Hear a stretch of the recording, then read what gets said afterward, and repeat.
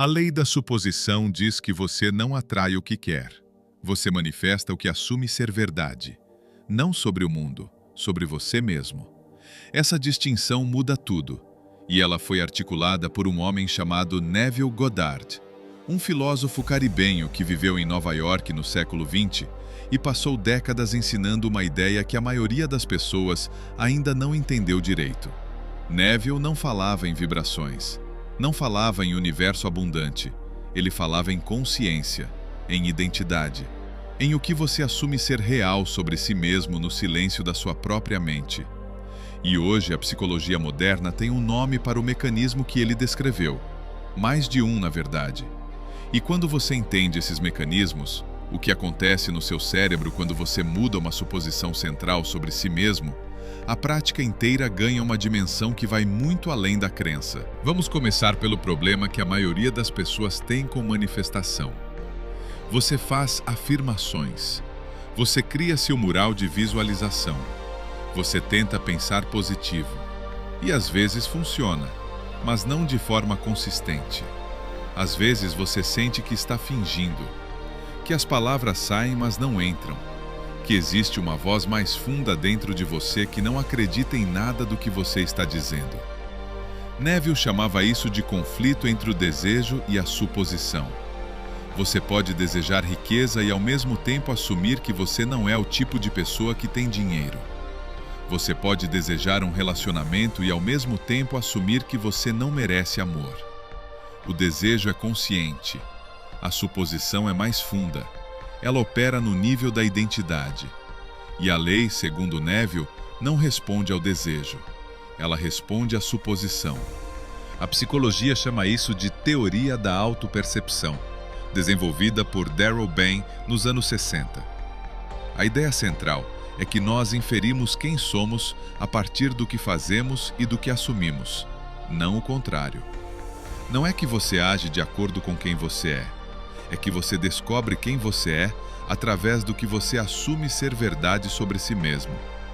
Mais relevante ainda é o conceito de esquemas de identidade, estruturas cognitivas que o cérebro usa para filtrar, interpretar e agir sobre a realidade.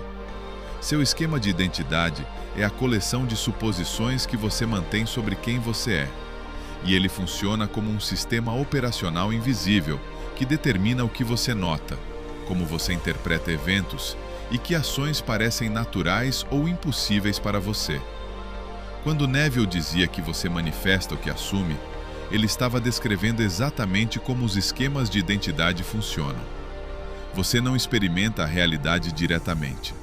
Você experimenta uma versão filtrada dela através das suas suposições mais profundas sobre você mesmo. Agora vem a parte que muda a prática. Neville ensinava que para mudar o que você experimenta no mundo, você precisa mudar o que você assume ser verdade no silêncio da sua própria consciência. E ele tinha uma técnica específica para isso. Ele chamava de habitar o estado. Não visualizar o resultado de fora, como se você estivesse assistindo um filme de si mesmo, mas entrar no estado interno de alguém que já vive aquela realidade, sentir a textura desse estado, a leveza, a naturalidade. Como seria acordar sendo essa pessoa? Como seria a conversa com um amigo contando o que conseguiu? O cheiro do ambiente, o peso do corpo diferente. Isso não é fantasia. Isso é o que os neurocientistas chamam de simulação incorporada. A capacidade do cérebro de ativar os mesmos circuitos neurais durante a imaginação vívida que ativaria durante a experiência real. Estudos com atletas olímpicos mostram que a visualização motora detalhada, onde o atleta sente o movimento, não apenas o assiste mentalmente, ativa o córtex motor e produz adaptações neuromusculares mensuráveis. O cérebro não distingue completamente entre experiência real e experiência simulada com alta fidelidade sensorial. Quando você habita o estado que Neville descreve, você está literalmente treinando o seu sistema nervoso para operar a partir de uma identidade diferente. Mas por que a maioria das pessoas não consegue manter esse estado? Porque existe um mecanismo cognitivo chamado dissonância cognitiva. O desconforto que o cérebro experimenta quando mantém duas crenças contraditórias ao mesmo tempo. Quando você tenta assumir que é uma pessoa próspera, enquanto seu esquema de identidade profundo diz que você é alguém que luta com dinheiro, o cérebro entra em conflito. E ele resolve esse conflito da forma mais fácil, voltando para a suposição mais antiga e estabelecida. É por isso que afirmações superficiais raramente funcionam sozinhas. Você está tentando instalar uma nova crença sem desinstalar a antiga. E o sistema imunológico cognitivo do cérebro rejeita o transplante.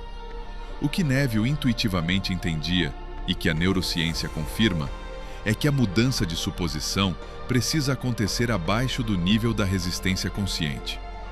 É por isso que ele enfatizava tanto o estado ao adormecer, o estado hipnagógico, quando a mente crítica relaxa e o cérebro opera em ondas θ. É nesse estado que novas suposições podem ser instaladas sem enfrentar o sistema imunológico cognitivo. Vamos falar sobre um experimento que ilustra o poder das suposições de identidade de forma extraordinária.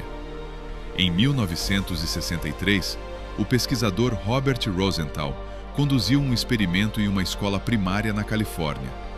Ele testou o QI de todos os alunos e depois disse aos professores, de forma completamente aleatória e sem nenhuma base real, que certos alunos tinham mostrado um potencial excepcional de crescimento intelectual no próximo ano. 8 meses depois, esses alunos escolhidos aleatoriamente tinham QI significativamente mais alto do que os outros.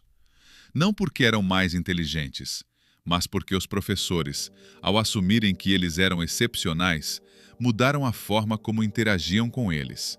O tom de voz, a paciência, a qualidade das perguntas, a expectativa implícita em cada interação. As crianças captaram essa suposição, absorveram ela em seus próprios esquemas de identidade e performaram de acordo. Isso é o efeito Pigmalião, e ele demonstra que as suposições que outros mantêm sobre nós podem mudar nossa performance objetiva. Agora imagine o poder das suposições que você mantém sobre você mesmo, de forma deliberada, consistente, no estado mais receptivo do seu sistema nervoso. A técnica prática que Neville deixou e que tem respaldo em psicologia cognitiva é o que vou chamar de revisão do dia. Antes de dormir, em vez de rever o dia como ele aconteceu, você o revisa como você gostaria que tivesse acontecido. Não com raiva ou negação do que foi real, mas com a intenção deliberada de instalar uma versão do dia que corresponde à identidade que você está assumindo. Se hoje você se comportou com insegurança em uma reunião, na revisão você se vê presente, seguro, falando com clareza.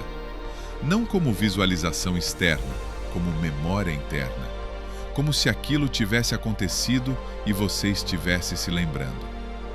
O que isso faz neurologicamente é usar o período hipnagógico para oferecer ao sistema nervoso dados de identidade consistentes com a suposição que você quer instalar.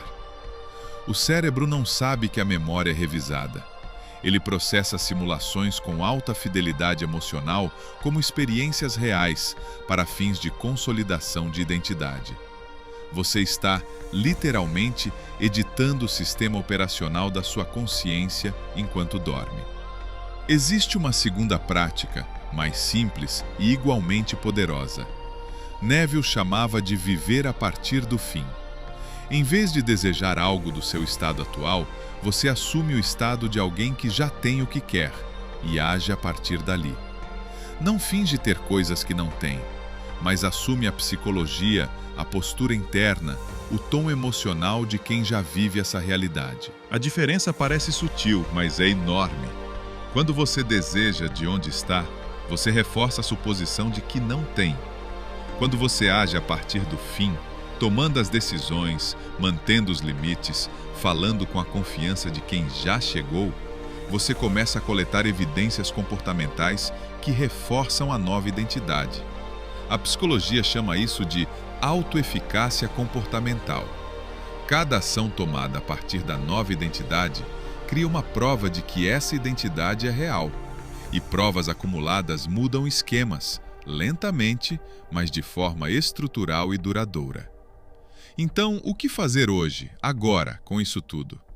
Primeiro, identifique a suposição que está operando. Não o que você quer. O que você assume ser verdade sobre você em relação ao que quer. Escreva essa suposição de forma honesta. Ela provavelmente soa algo como: eu não sou o tipo de pessoa que... eu nunca consegui. Pessoas como eu, não.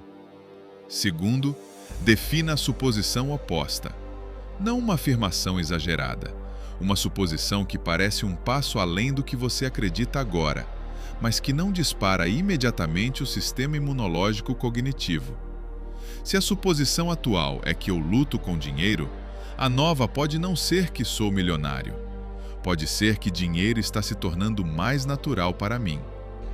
Terceiro, use os últimos 5 minutos antes de dormir para habitar o estado. Não pense no resultado. Entre no sentimento de já ser essa versão de você. Uma cena simples, uma conversa, uma sensação.